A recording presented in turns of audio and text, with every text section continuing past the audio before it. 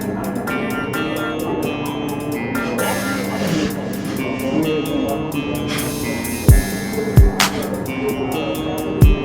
happens when you combine the darkness with the light? Bringing pain like two bad nurses. So the gentleman who my mom purchased her home from was the only person to live in the house from the time it was built until my mom moved in. And we all really liked him. He was just this really sweet old man. His wife and him had been married for like 40 years, you know, and like I really respect that. That's awesome. But it was really sad because his wife died, and that's why he was selling the house. And so like when he was signing the paperwork, he was like crying, you know, and my whole family, we felt like really bad for him, you know.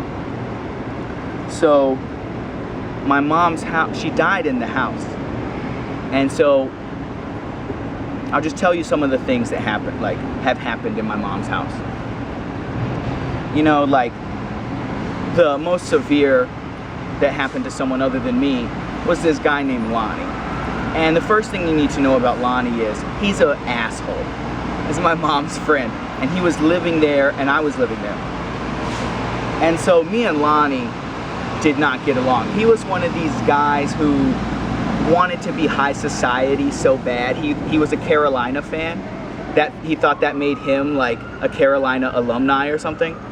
So, like my sister is an alumni, Jenny. So anyway, we didn't get along. I actually he's like 50 something. I almost got into a fight. There was this one time I came home and he didn't like where my girlfriend had parked her car, and he was giving her this attitude like right in front of me, and I just lost it. Like I started talking to him. I was like, what the fuck is your problem? He goes in his room. I'm like banging on the door. I'm like, come the fuck outside. And he's like, leave me alone. I'm like, you're gonna fucking die alone. I don't know, I just lost it, dude. I tried to fight this old guy. So the reason I'm telling that part is we didn't get along. He didn't even spend time in the room with me. He just went in his room. So, and he thought highly of himself and wanted to portray a high image. So he would never lie about this shit to me. So I come home one day. He's sitting in the living room and he's just like, Lonnie, what's up, man? He's like, I won't be staying here very much longer.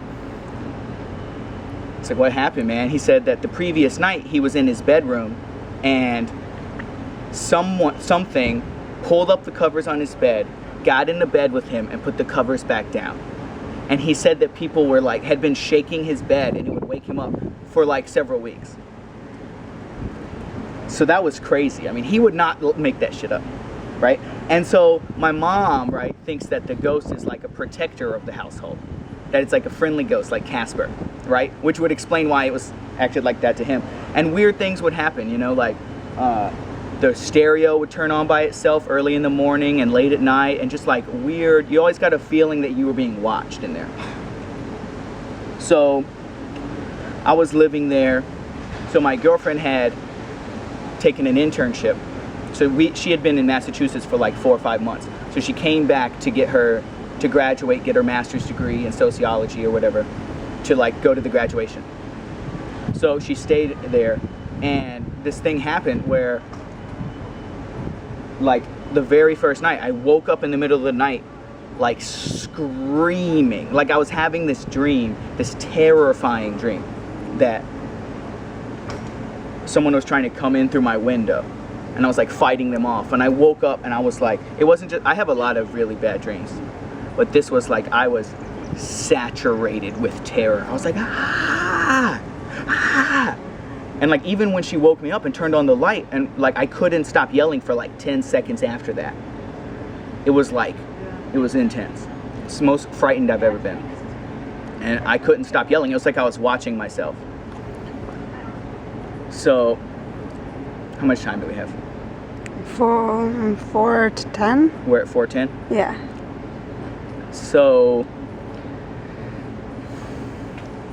you know, part of the thing about the house being haunted is that my mom is like dramatic without acting dramatic. Like she'll say things and make it like no big deal, but it's like dramatic things. Like she'll be like, you know, the ghosts really don't like what I've done with the interior decorating. You know, they've been kind of frisky lately, you know. And it's like she makes you believe it, you know.